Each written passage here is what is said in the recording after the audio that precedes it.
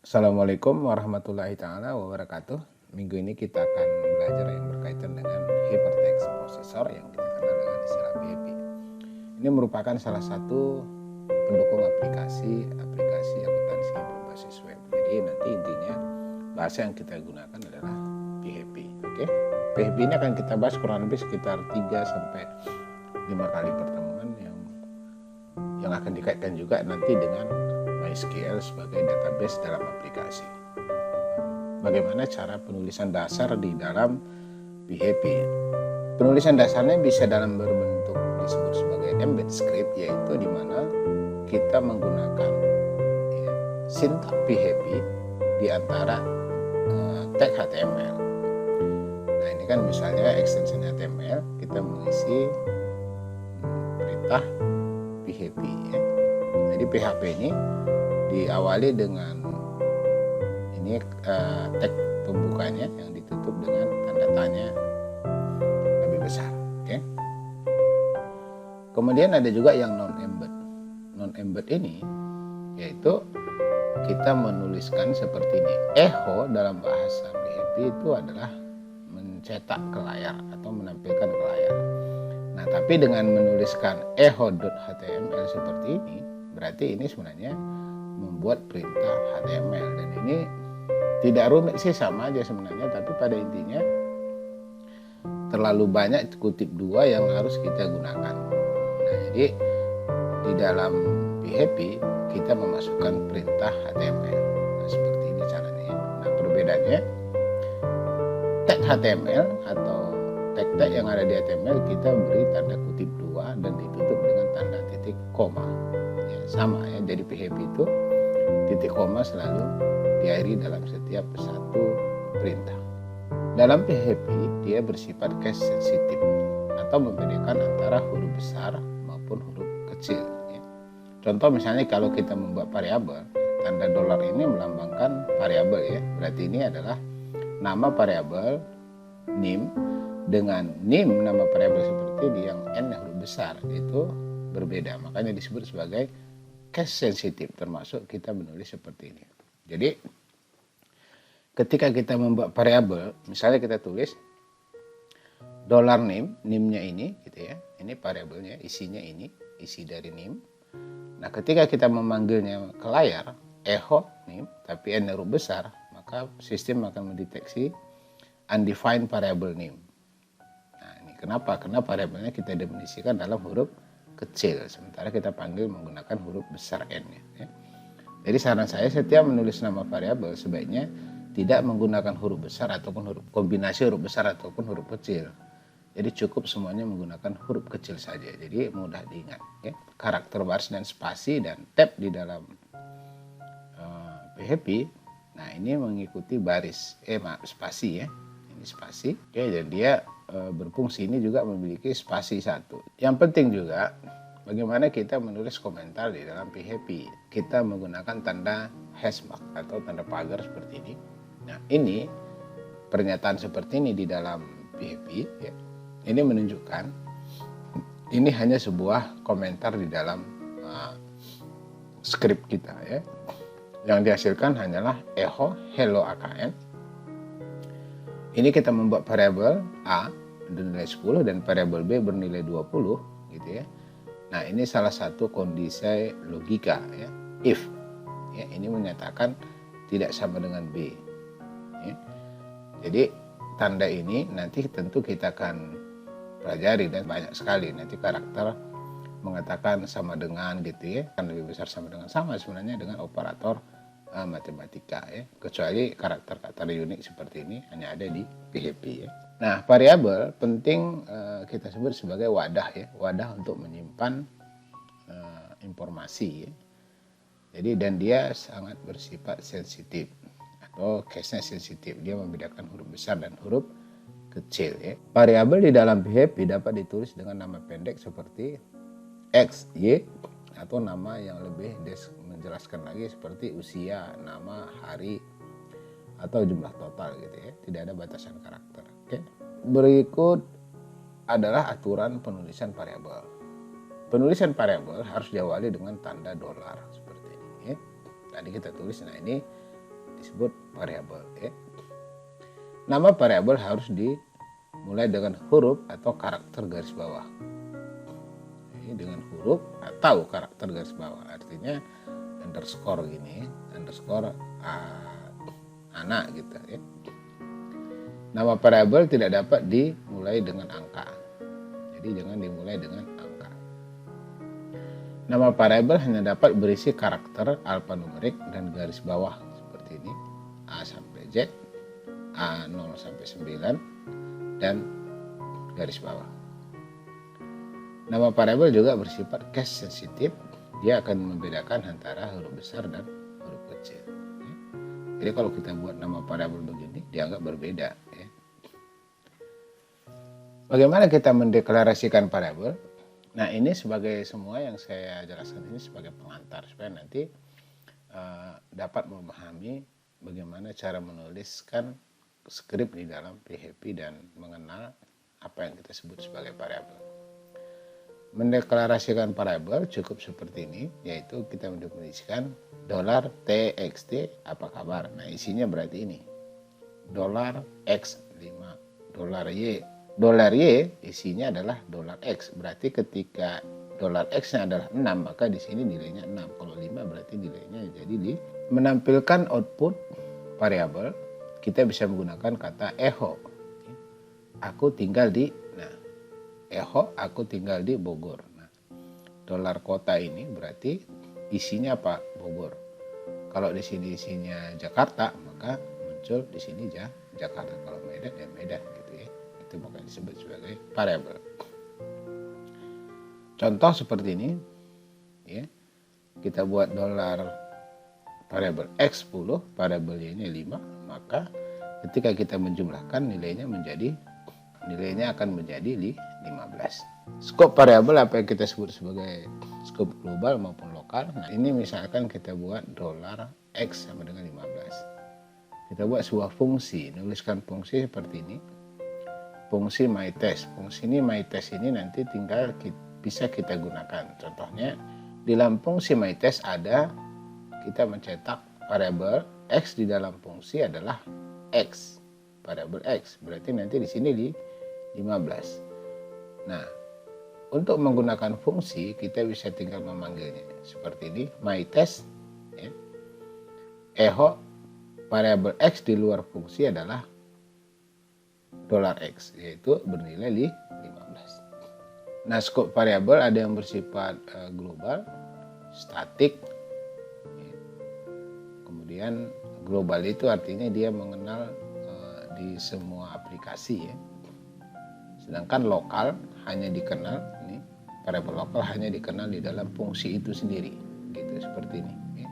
Tipe data kalau kita lihat ada contoh tipe data string, ada integer, ada float, ada boolean, ada array, ada objek, ada null, ada resource. Nah, jadi ini nanti untuk mendeteksi sebuah variabel itu apakah dia menggunakan tipe datanya seperti apa, kita bisa menggunakan dengan perintah pardam seperti ini. Pardam x. Nah, nanti di sini akan muncul kalimat integer gitu ya. Nah, sedangkan untuk variabel $x nilainya 10.25, maka ketika kita ketik pardam maka bernilai float, bukan integer. Kalau integer kan bilangan bulat. Kalau tipe data string seperti ini, itu apa kabar? Nah, ini masuk kata yang disebut sebagai string. Ya, string itu lebih kepada deskriptif lah ya. Bukan numerik gitu ya, karakter dia isinya dari string. Array tipe datanya mobil, array Volvo, BMW, Toyota. Ketika ketik pardam maka hasilnya nanti array mobil, nanti akan kelihatan dia bentuknya disebutkan nanti array gitu ya. Disebut array karena dia di dalam, kalau pernah kita belajar matrik ya gini, nah dia disusun dalam berbagai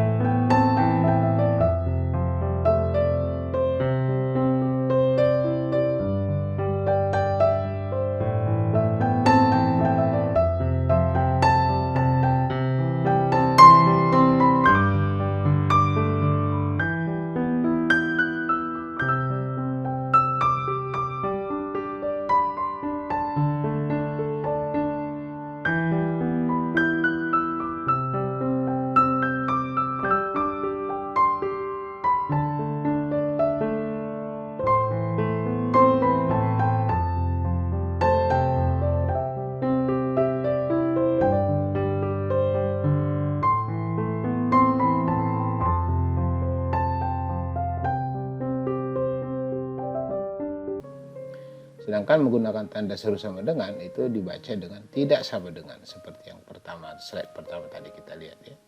Jadi operator pembanding ini akan menghasilkan true kalau kondisinya benar ya. Seperti ini, A tidak sama dengan B. True jika ya A tidak sama dengan B gitu. Maksudnya benar gitu ya. Kalau sama berarti nilainya jadi false. Oke, jadi operator ini nanti diingat ya. Tapi saya pikir tidak terlalu banyak lah, sama aja dengan operator matematik sebenarnya.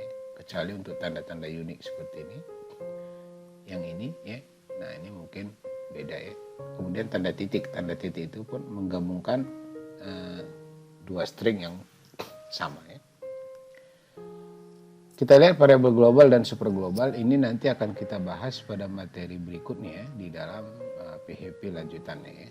Karena nanti di sini kita akan belajar yang berkaitan dengan bagaimana membuat cookie, session maupun request, kemudian get dan post dan file. Get dan post ini terutama adalah untuk mengirim data. Kan kemarin kita pernah membuat form ya, form di HTML. Nah, untuk mengirimnya dia akan bisa menggunakan metode post, bisa menggunakan metode get gitu ya.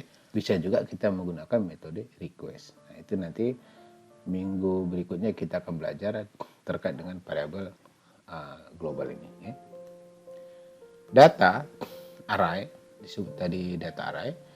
Ini data array ini mau tak mau harus dipahami ya. Harus dipahami kenapa? Karena ini yang paling banyak digunakan dalam sebuah aplikasi. Terdapat 3 jenis yang berbeda dari array dan masing-masing nilai array diakses dengan menggunakan ID yang disebut sebagai index array, yaitu yang pertama array numerik, yang kedua array asosiatif, dan ketiga adalah array multidimensi. Oke, nanti konsepnya dilihat lagi ya. Kita akan lihat contoh kasus seperti ini. Andaikan kita buat script seperti ini, ya, $number array. Nah, ini 1, 2, 3, 4, 5. Berarti untuk setiap number jadikan sebagai nilai. Ini adalah sintak dari for each. Nanti kita lihat perintahnya lebih lagi. Ketika kita mencetak ke layar, maka nanti akan muncul value-nya adalah bernilai 1, 2, 3, 4, 5. Ya, seperti komponen yang tertera di dalam array-nya itu sendiri. Ya. Sedangkan contoh script yang seperti ini, kita bisa panggil dengan cara number as index sebagai nilai. For each juga. Jadi for each ini berguna nanti ketika kita menggunakan data array. Hasilnya nanti kita lihat akan tampil seperti ini. Sedangkan untuk script seperti ini akan muncul nanti hasilnya seperti ini. Kita lihat array asosiatif. Tadi array numerik, sekarang array asosiatif. Array asosiatif itu maksudnya yang diasosiasikan dengan key dan value-nya ya. Nah, seperti ini ya. Ini adalah variabelnya yang dipanggil adalah Rizky. Nah, di sini misalnya berarti nanti Rizky akan muncul yang dipanggil yang nilainya itu menjadi angka 5 di sini. Kita buat array-nya adalah ini array asosiatif ya, Najwan 3. Berarti ketika kita memanggil nama Najwan akan muncul nanti angkanya 3 seperti ini. Eho kita cetak muncul nanti di sini angka 3. Ini asosiatif tadi, yang maksudnya asosiatif itu yang berhubungan langsung ya. Lihat bahwa untuk menampilkan kelas siswa kita panggil sesuai dengan namanya, ini yang disebut sebagai array asosiatif, di mana kita langsung mengakses namanya untuk memanggil kelas siswanya. Nah, ini tadi. Oke, ini kita bilang kita panggil akses namanya Rizky, sekarang kelas nama. Nah, ini namanya kita panggil Rizky gitu. Nanti muncul angkanya di sini di 5. Kenapa? Karena nilai dari array ini adalah 5 ya. Array multidimensi ini masing-masing elemen array utama dapat menjadi suatu array, dan masing-masing elemen di dalam sub array dapat menjadi array dan seterusnya. Ini yang disebut sebagai multidimensi. Jadi array dalam array itu maksudnya ya. Dan nilai di dalam multidimensional array adalah diakses menggunakan multiple index ya. Jadi kita mengaksesnya juga dengan indeks yang lebih banyak ya. Sebagai contoh kita buat data seperti ini ya. Ini array siswa ya. Di dalam array siswa ada namanya Rizky dengan array lagi ya dia umurnya berarti 10 tahun, kelas yang 4 hobinya futsal. Nah ini kalau kita bayangkan sebuah tabel ya, nah dia seperti ini. Oke. Nah ini kita susun jadi sebuah array gitu ya. Sedangkan properti dari Najwan, array dia adalah umur 8, kelas 2, hobi bola. Nah ini perhatikan di sini, ya, ini sama semua. Ini berarti array keduanya ya. Ini yang pertama. Jadi itu disebut sebagai multidimensi array. Untuk mengakses multidimensi array, kita dengan menuliskan echo Rizky kelas. Nah ini ada karakter spasi ya. Echo siswa. Nah ini array pertamanya. Kita langsung mengakses namanya. Ya. Oke, akses namanya ini Rizky gitu. Langsung diakses dan tulis kelasnya. Berarti di sini nanti yang muncul apa? Nomor kelas 10.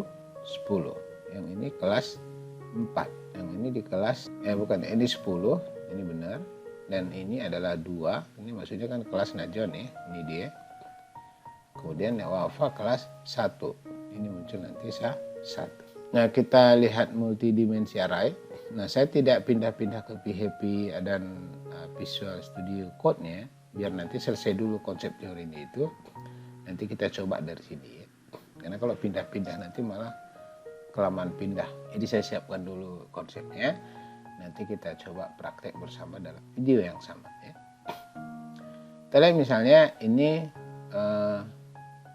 dimensi dari array menunjukkan jumlah indeks untuk kita dapat memilih elemen yang sesuai. Untuk array 2 dimensi, kita memerlukan 2 indeks untuk memilih elemen.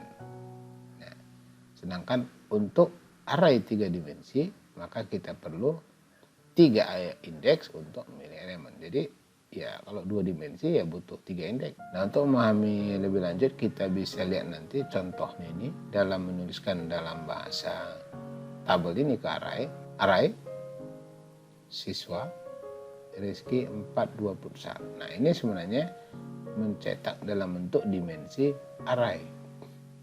Jadi di situ kalau kita lihat siswa memiliki 2 dimensi dengan 4 array.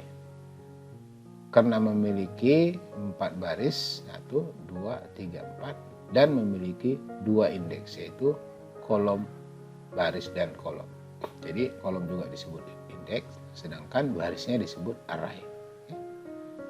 Untuk mengakses ke elemen array siswa, kita harus menunjuk kedua indeksnya, yaitu indeks baris dan indeks kolom.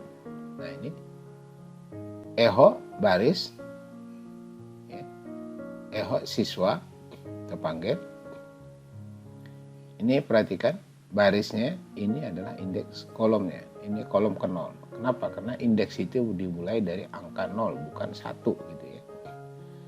Ini adalah indeks barisnya siswa, ini barisnya, ini kolomnya. Berarti yang dibaca di sini adalah kolom kedua.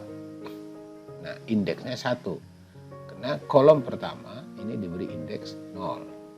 Oke, hal yang sama untuk status hobi. Ya. Oke, nanti kalau kita praktekkan ya kita bisa paham lah bagaimana cara menampilkan itu ya. Oke, kita juga dapat menempatkan atau menggunakan fungsi for ya, untuk mengakses elemen array.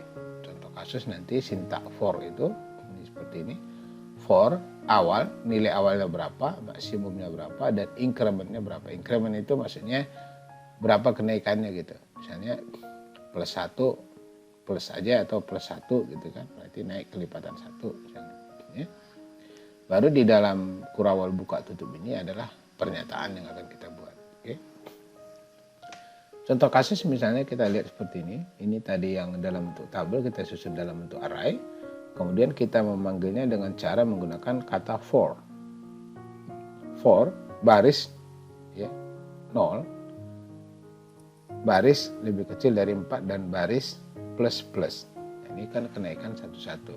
Baru kita sebutkan situ tampilkan atau echo ya.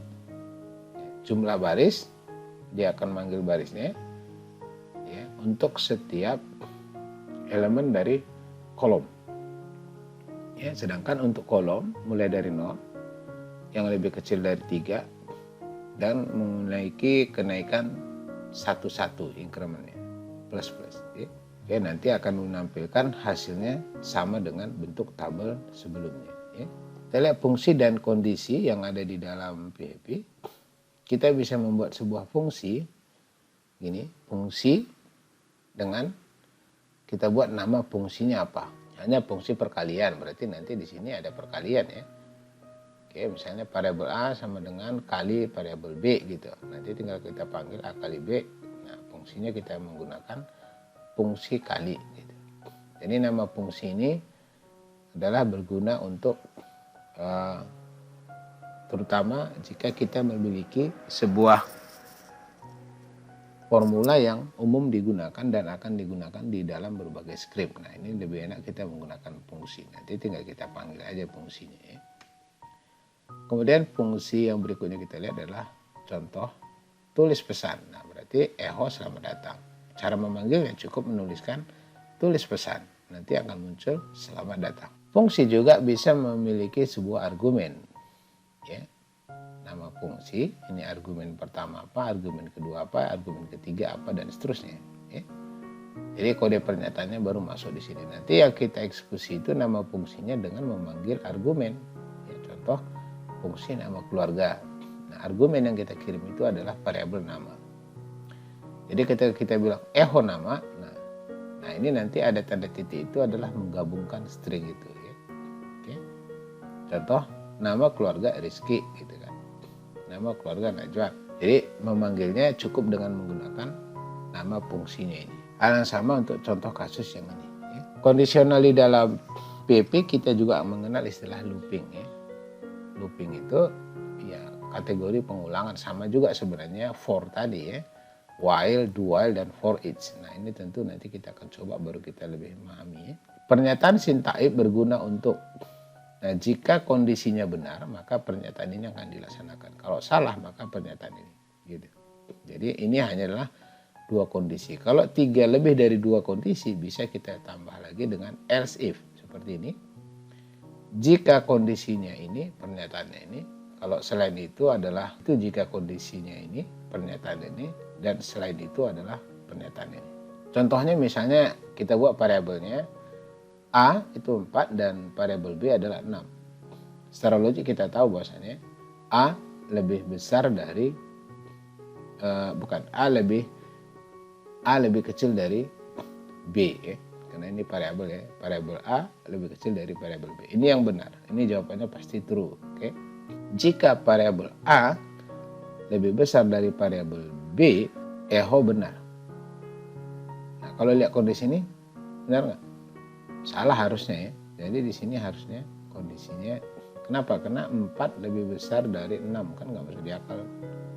Harusnya 6 lebih besar dari 4. Jadi di sini harusnya salah ya. Dan di sini adalah true. Artinya ketika kondisi ini adalah salah, maka dia akan baca sini. Kalau benar, maka kondisinya akan dibaca ke sini. Ada pernyataan switch case. Switch ini pernyataan sintaknya seperti ini. Contoh kasusnya bisa dilihat seperti ini. Artinya ketika kita men-switch kasus 3 di keyboard, ya, tekan angka 3 maka muncul angka 3. Kalau kita tekan angka 4 maka muncul angka 4. Kalau defaultnya adalah angka 6. Kemudian switch kondisi ini juga bisa masuk, sama aja prinsipnya dengan yang kasus ini. Jadi selain tadi ada if, switch case, looping, for while, dan do while for each, ada juga switch case break dan pengulangan. Ini contoh menggunakan for. Nah, ini semua jalan di di dalam PHP. Nanti bisa dari slide ini kita coba aja bisa kok ya. Nanti contohnya kita ketik seperti ini, baru kita ikut echo, baru jalankan gitu ya. Contohnya misalnya gini. Oke, ini saya buka dulu. Nah, ini kalau buka-buka gini kan lama tadi ya. Kita buka Visual Studio Code-nya. Oke. Namun demikian Anda pastikan jalankan sum-nya dulu. Jadi nanti dari slide itu bisa Anda coba ya. Anda coba semua. itu running semua. Tapi sini saya coba mau jelaskan satu. Kita pakai Visual Studio Code, kita masukkan misalnya nama file baru ya. Di sini di praktikum 4 gitu. .php. Oke. Nah, seperti ini. Tadi kita membukanya gimana? Pakai nih, gini kan? php gitu. Oke, baru kita tutup. Nah, ini. Oke, baru kita contohnya tadi, mana tadi yang di slide nih? For i gitu ya. Oke. For i gitu. Nah, itu malah udah muncul ya, dibuat sintak standar. Ini dari 0, i-nya berapa, ininya increment 1-1 gitu. Ya. Oke, kita buat contohnya ini tadi apa? I-nya 1 sama dengan 1 ya, nilai i-nya sama dengan 1 sampai 10 ya. Itu sorry. Kemudian plus, baru kita mau ngapain tuh? Kita buat echo variable i, berarti kita buat sini echo variable i, echo gitu. Oke, echo nya kita ketik gini, variabel i-nya itu adalah apa namanya, variabel ya, berarti tinggal kita pakai dolar lagi, i titik koma, selesai. Nah, jadi kalau tanda tadi bisa kita menggunakan apa tadi yang kita buat komen ya, bisa gini. Ini perintah menulis apa ini? For gitu ya. Atau dengan kata ini perintah menulis for. Nah, ini sekalian aja ya. Nah, ini sama komen ya. Nah, jadi nanti Anda bisa tulis komen untuk diri kita sendiri nih sebenarnya, supaya nanti kita belajar lagi masih ingat. Oke. Coba kita jalankan dengan menggunakan browser kita, memanggilnya praktikum 4.php ya. Jadi localhost, ini praktikum localhost aabw. Nah, ini dia. Variabel 1, 2, 3, 4 tuh. Nah, bagaimana membuat dia menjadi baris? Maksudnya variabel 1 ke bawah, variabel 2 ke bawah gitu kan. Ini kan lurus saja nih. Berarti butuh apa? Break ya. BR, berarti BR-nya ditulis di mana? Ya, coba aja. Nah, di sini bisa kita tambah, gabung. Ini karena dia tag HTML, maka kita harus pakai tanda kutip ya. Tanda kutip gitu ya. Nah, gitu ya. Nah, tapi ini masih, perhatikan, ini masih warna ini masih menunjukkan ada error. Jadi kita pakai gabung coba. Ini kelihatan error masih, kenapa? Karena kita belum tutup ini. Udah kita tutup, baru ini adalah penyambungnya. Oke, baru ini kita simpan. Nah, udah hilang ya. Tadi penutup ininya belum ada. Oke, baru kita jalankan lagi dengan cara mengklik refresh. Nah, seperti ini. Dia mengulang sebanyak 9 kali. Kenapa? Karena nilai yang kita buat di sini lebih kecil dari 10. Berarti 9. Oke, kecil sama. Berarti nambah nilainya jadi 1 lagi, refresh. Nah, gitu ya. Jadi nanti Anda coba-coba semua yang ada di slide ya. Ini, coba semua dengan menggunakan echo aja. Yang penting familiar dulu ya. Familiar dulu. Sekarang kita kembali lagi ke slide tadi ya. Jadi nanti Anda bisa mencoba untuk contoh-contoh kasus ini ya. Pengulangan looping seperti ini. Nah, ini contoh lagi. Kita buat nanti ini ya, contoh ya. Kita buat nomor handphone gitu ya. Ini satu lagi lah kita coba ya. Biar nanti enggak terlalu panjang videonya ya. Kita buat php ini nomor handphone. Nomor handphone kita buat array ya. Nah, ini kemudian kita copy ya untuk yang ini yang lain. Copy nomor handphone. Ini kita buat misalnya Najwa gitu ya. Ini ya terserah aja ini sebenarnya ya. Ini cara membuat data array dan penggunaan pengulangan for ya, for each ya. Kemudian sini buat namanya Wawan gitu. Ini kita buat nomor handphonenya 3, ini contoh aja. Kemudian yang terakhir misalnya Marni gitu ya. Kita buat 914 gitu. Nah, selesai. Ini contoh array. Sekarang kita memanggilnya ya. Sekarang kita panggil dengan menggunakan for each. situ langsung disebutkan ya variabelnya SK ini kayak kata kuncinya dan nilainya apa gitu. Ya, berarti variabelnya kita panggil di sini nomor handphone. Misalnya nomor handphone S sebagai K cukup, ini dibuang juga boleh gini aja. Berarti yang kita panggil nanti K-nya ya. Berarti di situ echo. Nah, di ini K ya. K gitu dah. Selesai gitu aja. Nah, hanya kena di sini dalam slide kita pakai hasil. Ini boleh aja ganti hasil. Kalau Anda mau ganti, ya, di sini juga harus disesuaikan hasil. Kemudian kita echo lagi biar dia memiliki break BR, gitu. Biar nanti dia bisa mengalir ke bawah ya, bukan memanjang langsung. Oke. Nah, sekarang kita jalankan lagi. Ini undefined variable nomor noho, iyalah. Ya. Kenapa variable noho? Karena di sini bukan noho tapi nomor handphone. Ini diganti. Oke, selesai. Kita jalankan lagi. Nah, seperti ini. Ya. Ini nomor handphonenya sudah ada, sudah keluar ya, dengan menggunakan sekali pembahasa for each. Oke. Sekarang kita lihat yang mungkin ini yang terakhir ya. Nah, ini kita bisa susun dalam bentuk tabel juga. Nah, susunlah array di atas ke dalam tabel seperti berikut. Oke. Nah, berarti di situ yang kita buat caranya, ini perhatikan ya. For each-nya kita menambah satu indeks, yaitu value. Kalau yang ini kan tidak memiliki, cuma dua ya, nomor handphone ini sama hasil sebagai hasilnya. Berarti yang ditampung nanti. Kalau ini dua, ini adalah karakter nanti ininya. Kemudian ini karakter maksudnya nilai dari namanya, ini adalah nilai dari handphonenya, nomornya ya. Oke, kita bisa coba ya sebagai langkah terakhir. Kita copy aja di sini for each gitu. Nah, for each variabelnya sebenarnya nggak pun diganti, ini bisa biar aja gini gitu ya. Nah, sekarang kita lihat lagi di sini echo hasil break. Nah, berarti di situ kita copy aja nih. Nah, ini copy. Nah, di situ jangan pakai hasil. Tentu nggak pakai hasil ya, kita pakai value. Nilai ini ya. Oke. Sekarang kita lihat apakah tabelnya sudah ada ya, belum. Karena kita di sini kan belum ada TR ya. TR-nya belum ada. Nah, ini tugasnya nanti bagaimana Anda mencoba mengkombinasikan TR dengan PD. Nah, ini undefined variable in line 19. Oke, di sini bukan variabel, nomor handphone ya, nomor handphone. Oke, nah ini kita perhatikan, kita running. Nah, lihat. Dua kali muncul ya.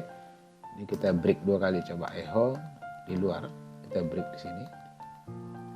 Break lagi. Kayak gini. Biar nanti kelihatan. Oke, kita jalankan lagi.